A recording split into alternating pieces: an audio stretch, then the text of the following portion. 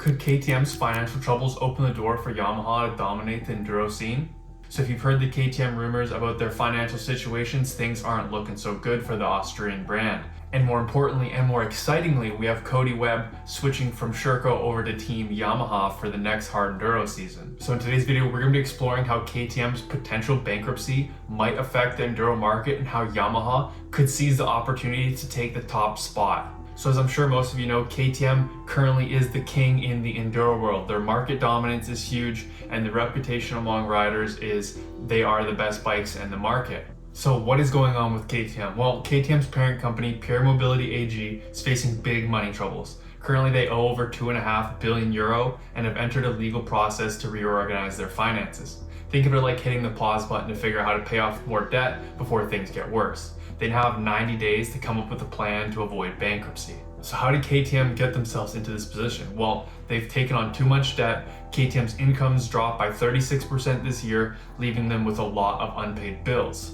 Now they've been making too many bikes. They've got more motorcycles in stock than they can sell right now. And the other problems is that there's been layoffs, production slowdowns, and some complaints about the bike reliabilities, like issues with the camshafts. Now, if you've been keeping a close eye on KTM, you can see that they've moved their bike production over to China. So what exactly is KTM going to do to get back on track and fix this? Well, first, they're going to temporarily stopping production at their factory in Austria and letting go of over 300 workers. They're talking to their lenders to work out how they can pay back what they owe. And to keep their customers happy, they're keeping their factories in other countries like India running at full speed to make sure their bikes and parts can still stay available so they don't totally sink the ship. So what does this mean for riders? Well, if you ride or plan to buy KTM, don't worry just yet. The company says that it's still delivering motorcycles, parts, and accessories as usual. For fans of off-road and enduro bikes, KTM will likely keep focusing on these core models since they're so popular with riders. So is KTM really in that much trouble, or is this just a bunch of news headlines? Well, it's a tough spot, but KTM isn't out yet. Their CEO, Stefan Pierre, is determined to save the company, calling it his life's work. KTM also has strong partnerships with companies in India and China, which should help keep them making bikes while they sort out their finances. Now here's where things get juicy. Now, if KTM were to go bankrupt, were to go under, that's gonna leave one big gaping hole with the potential for a very special and well-known brand, Yamaha, to take over. And would you look at the time on that? Look who just joined in on the hard enduro scene. We got Team Yamaha partnering up with Cody Webb for the next season of hard enduro. So that is very, very exciting. Now, it's been a long time since we've seen a Japanese manufacturer dip their toes into some hard enduro. So we're very excited to see what comes in the future here. Now, as we all know, Yamaha is a big player in the motorcycle industry, but they mainly are just participating in the motocross side of things. So this year, seeing them step over into hard enduro leaves some big questions and a lot of excitement for a lot of us consumer grade riders, if you will. It really seems like Yamaha has been absolutely dominating the motocross industry, and it seems like with that domination, they want to dominate another genre, and it seems like enduro is the next one up. Now, as we mentioned earlier, we were talking about Cody Webb and how he has joined up with Team Yamaha, and this is absolutely huge. Cody Webb had been riding with Team Sherco for the last few years, and he had an offer he couldn't resist with Yamaha, and now he's working hand in hand with those guys, and they're going to be working on the bikes with him, customizing them to exactly how he likes. And this leads to the biggest question: are we going to see the YZ300 two-stroke? This is the big question on the block that everyone's super excited about. I know that if Yamaha came out with a 300 two-stroke enduro bike, I would be jumping onto that ship so quick. Now, the thing that gets me really excited about the partnership with Cody Webb is if this guy starts taking that Yamaha and putting it up on podiums, and Yamaha can really see the potential behind all the backing with sponsors and how big the community is in the enduro scene, that Yamaha might be pushed towards actually developing more parts and doing more R&D towards building a full 300 two-stroke enduro model bike for consumers like me and you. Now, if there was ever a time for Yamaha to really jump ship and go full balls to the wall with hard enduro scene, it would be right now. If KTM has a failure where they're not able to fulfill bike orders, or where they just go bankrupt as a whole, and there's KTM is no longer, we lose Husky, we lose Gas, and Yamaha comes around here, big swinging, you know, that'd be the perfect time for them right now. They got that perfect opportunity. Really, we have the perfect storm is a brewing right now where Yamaha could come and dominate the hard enduro scene if they can just make a sick hard enduro bike and Cody Webb shows everyone just how amazing the bike truly is. Yamaha really already has their chassis and their suspension like sorted, that's dialed in. There's only a few things that is holding Yamaha back currently, which we're going to talk about in a second here, that could really take them to the next level in the hard enduro scene. So we're going to let Cody Webb take it away here, and he's going to talk about just a couple of the things that the Yamaha is lacking or that could need changing to really make this into the ultimate enduro machine.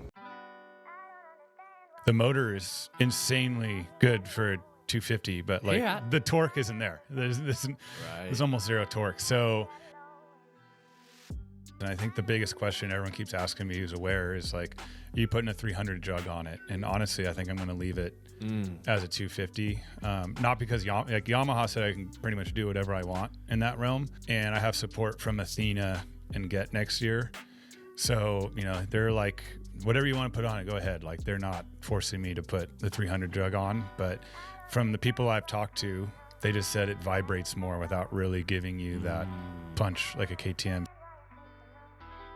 The biggest thing I'm changing out is, well, for sure adding the GYTR flywheel weight. So we're on the flywheel weight on there that I've heard really good things about from people who ride the YZs. And then there's this power valve set, basically swapping out the whole power valve. There's this guy on the East Coast, I call him the YZ Wizard. But yeah, he patented his own power valve system. And it's like a 3-stage governor thing to basically like mellow out the power and turn it into like a European trail bike versus supercross bike, right? Yeah, I mean, I don't have an answer for that, but like, it seems like there's a chance of that, or like they don't come with an e-start on those 2-strokes. On my call, like I literally saw their new GYTR electric start bolt-on kit. So like, really? So yeah, they know where they're lacking.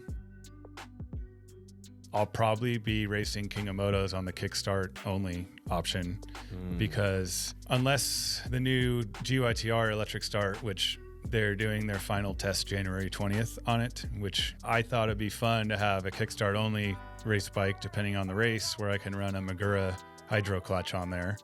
And then on the other ones, I'll have e-start with the cable clutch because you can't put the slave cylinder down in there. I understand. Okay, so you can't run a hydro clutch with the electric starter. From what I've found out so far, yes. Gotcha.